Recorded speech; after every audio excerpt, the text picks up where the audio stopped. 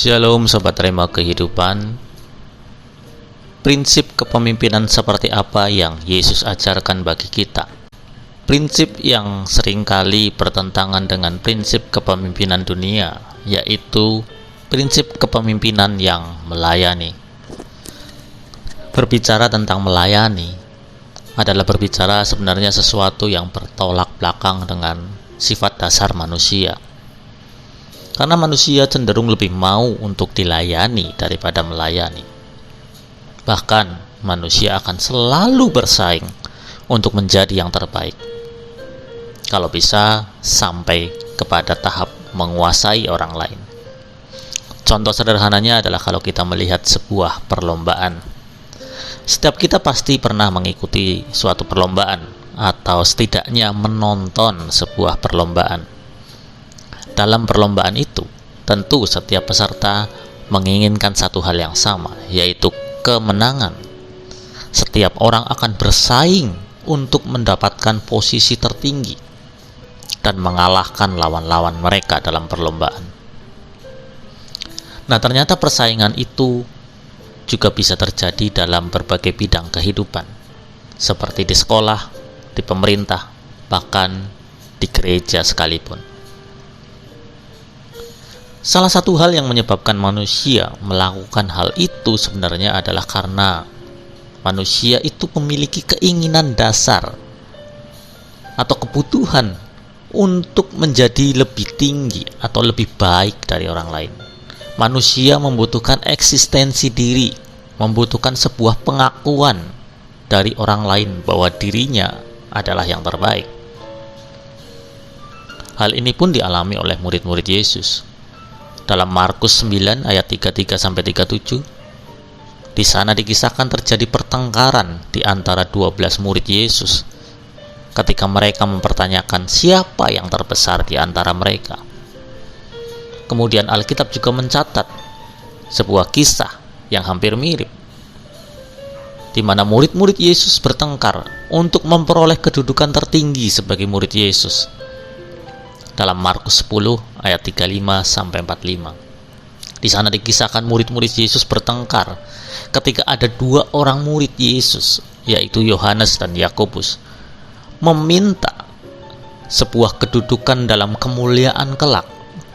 Yang satu di sebelah kanan dan yang satu di sebelah kiri.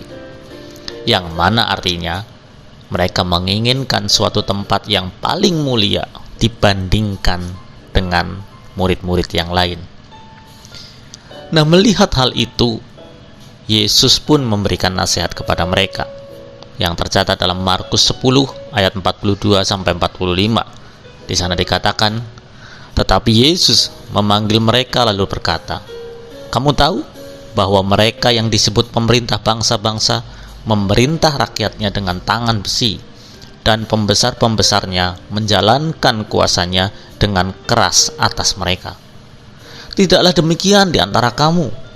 Barang siapa ingin menjadi besar di antara kamu, hendaklah ia menjadi pelayanmu. Dan barang siapa ingin menjadi yang terkemuka di antara kamu, hendaklah ia menjadi hamba untuk semuanya. Karena Anak Manusia juga datang bukan untuk dilayani, melainkan untuk melayani dan untuk memberikan nyawanya menjadi tebusan bagi banyak orang." Ayat tersebut berisi nasihat Yesus tentang bagaimana seseorang yang percaya kepadanya menjadi seorang yang terkemuka atau terbesar.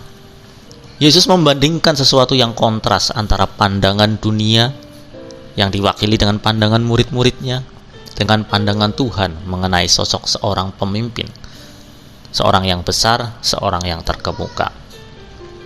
Yang pertama kita belajar di situ, pemimpin itu adalah rela berkorban dan bahkan menjadi pelayan. Menjadi seorang pemimpin tidak hanya membutuhkan kepandaian dan keterampilan pada bidangnya. Seorang pemimpin juga harus bisa menghargai orang yang dipimpinnya. Seperti pepatah pernah mengatakan, jika kamu ingin dihormati dan dihargai, maka hormati dan hargailah orang lain terlebih dahulu.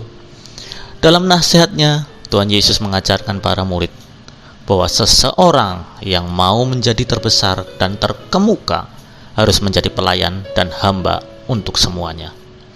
Sebuah prinsip kepemimpinan yang berlawanan dengan prinsip orang dunia. Prinsip Yesus, seorang pemimpin harus mau melayani dan bukan hanya mau dilayani.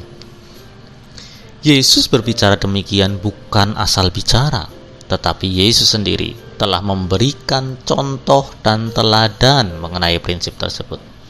Yesus hadir sebagai sosok pemimpin yang mau berkorban dan mau melayani. Yesus rela menderita dan menyerahkan nyawa untuk menebus dosa manusia. Inilah seorang pemimpin yang siap melayani, rela berkorban, bahkan menderita. Prinsip kedua adalah pemimpin itu harus rendah hati. Prinsip kedua yang Yesus ajarkan kepada murid-muridnya adalah kerendahan hati. Seorang pemimpin itu harus memiliki sifat rendah hati. Berbeda dengan kebanyakan sikap pemimpin yang sering kita jumpai di dunia ini. Sering kita melihat pemimpin yang berlagak seperti bos, bersikap semena-mena terhadap bawahannya, tidak menghargai orang-orang yang dipimpinnya, bahkan bersikap sombong karena kedudukannya yang tinggi.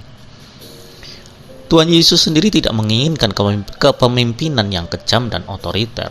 Sebaliknya, Ia menginginkan seorang pemimpin yang mau merendahkan hati terhadap yang dipimpinnya. Pemimpin yang rendah hati itu tidak menonjolkan kekuasaannya. Kekuasaan yang dimiliki bukan untuk kesombongan, melainkan untuk dapat menolong dan mengelola potensi orang yang dipimpin agar dapat berkembang. Itulah kriteria seorang pemimpin yang Yesus kehendaki. Pertanyaannya, lalu bagaimana dengan kita? Apakah kita memiliki sikap hati yang mau berkorban dan melayani, serta memiliki kerendahan hati? Mungkin kita berpikir, wah saya bukan seorang pemimpin. Tapi nanti dulu. Sadar atau tidak sadar, setiap kita adalah seorang pemimpin. Seorang bapak adalah pimpinan dalam keluarga.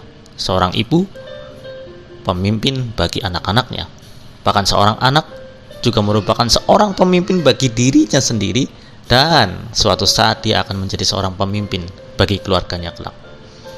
Jadi sekalipun kita tidak memiliki kedudukan di suatu lembaga, organisasi atau tempat kerja kita tetaplah seorang pemimpin yang perlu mengerti prinsip kepemimpinan yang Yesus ajarkan, sebuah kepemimpinan yang melayani. Karena ketika kita melayani sesama, disitulah juga kita melayani Tuhan. Selamat merenungkan. Tuhan Yesus memberkati.